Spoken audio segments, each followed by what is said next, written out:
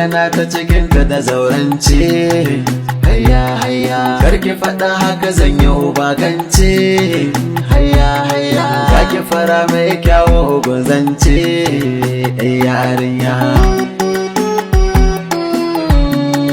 hayya hayya